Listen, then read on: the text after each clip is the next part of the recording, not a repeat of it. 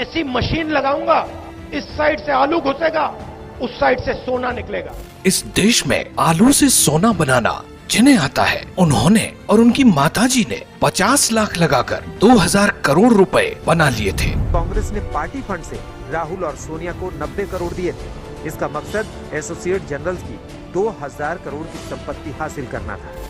जी हाँ, हम बात कर रहे हैं नेशनल हेराल्ड घोटाले की। बिना पैसा लगाए या फिर थोड़ा सा पैसा लगाकर हजारों करोड़ कैसे बनाए जाते हैं, ये सिर्फ कांग्रेस को ही आता है।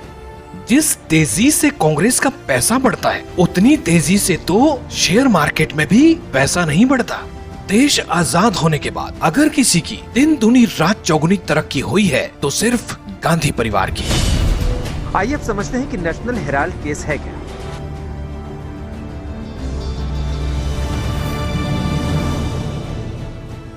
जिस नेशनल हेराल्ड घोटाले की हम बात कर रहे हैं, वो नेशनल हेराल्ड एक समाचार पत्र था जो आजादी के पहले का अखबार है। इसकी शुरुआत पंडित जवाहरलाल नेहरू ने 1938 में की थी। नेशनल हेराल्ड अखबार का प्रकाशन करने वाली एसोसिएटेड जर्नल्स लिमिटेड यानी AJL नाम की कंपनी की स्थापना 1937 में की गई थी। किसी एक व्यक्ति के नाम पर नहीं थी। इसमें 5000 स्वतंत्रता सेनानी शेयर होल्डर्स थे। पहले ये अखबार स्वतंत्रता सेनानियों और भारत के हित में खबरें लिखता था। समय बीतता गया और ये अखबार कांग्रेस का मुखपत्र बन गया।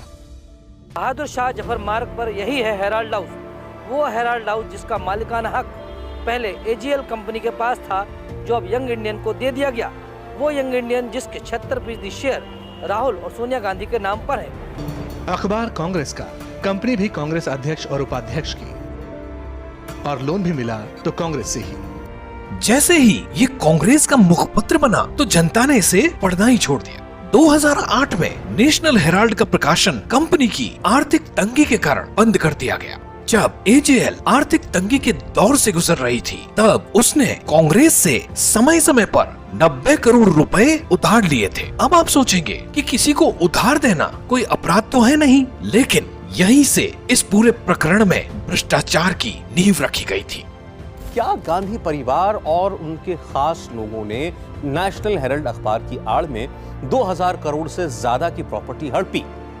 लेकिन इस केस के कई ऐसे पहलू भी हैं जिन पर पर्दा पड़ा हुआ है, उसके बारे में लोगों को शायद नहीं मालूम। इस केस की कुछ ऐसी परतों का आज हम आपके सामने खुलासा करने जा रहे हैं।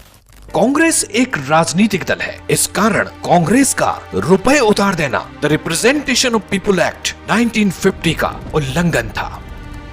लेकिन असली खेल तब शुरू हुआ जब एक तरफ 2010 में AJL ने घोषणा कर दी कि वो कर्ज नहीं चुका सकती, वहीं दूसरी तरफ 2010 में एक नई कंपनी यंग इंडिया लिमिटेड यानी YIL को शुरू किया गया, जिसके डायरेक्टर थे राहुल गांधी। इस कंपनी में 38% शेयर राहुल गांधी के पास, 38% शेयर उनकी मम्मी सोनिया गांधी के पास और बाकी के 24% शेयर कांग्रेस नेता मोतीलाल वोरा, ऑस्कर फर्नांडीज, पत्रकार सुमन दुबे और कांग्रेस नेता सैम पित्रोदा के पास थे। यंग इंडिया ने AJL के साथ एक डील की, जिसमें तय हुआ कि 50 लाख रुपए AJL को दिए जाएंगे और 90 करोड़ रुपए के कर्ज की देनदारी का जिम्मा यंग इंडिया का होगा। लेकिन उसके बदले AJL को अपने सारे शेयर यंग इंडिया को ट्रांसफर करने पड़ेंगे, और ऐसा हुआ भी। सारे शेयर यंग इंडिया को दे दिए गए। पूर्व न्यायाधीश मार्कंडे काटजू सहित कई शेयर होल्डर्स ने आरोप लगाया कि जब YIL ने AJL के शेयर लिए तब उन्हें कोई नोटिस नहीं दिया गया था, यानी जो कंपनी किसी एक व्यक्ति के नाम पर नहीं थी वो घुमा फिराकर गांधी परिवार की हो गई थी, और इस कंपनी की 2000 करोड़ की प्रॉपर्टी भी एक ही परिवार की हो गई थी। कांग्रेस के सत्ता में रहते तो जांच संभव ही नहीं थी। बीजेपी ने सत्ता में आते ही एजेंसियों को स्वतंत्र तरीके से काम करने की छूट दी, जिसका असर यह हुआ कि 1 अगस्त 2014 को ईडी ने इस मामले में संज्ञान लेकर मनी लॉन्ड्रिंग का केस दर्ज कर दिया। मई 2019 में इस केस से जुड़े 64 करोड़ की संपत्ति को ईडी ने जब्त किया।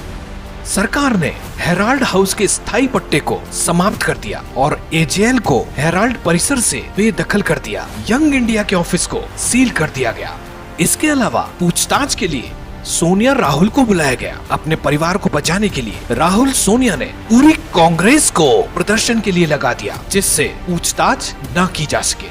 अगर भ्रष्टाचार नहीं किया है तो शक्ति प्रदर्शन के जरिए कार्रवाई को प्रभावित करने की कोशिश आखिर क्यों की जा रही है? आखिर कांग्रेस हेराल्ड मामले में राहुल गांधी और सोनिया गांधी को पीड़ित के तौर पर पेश क्यों कर रही है?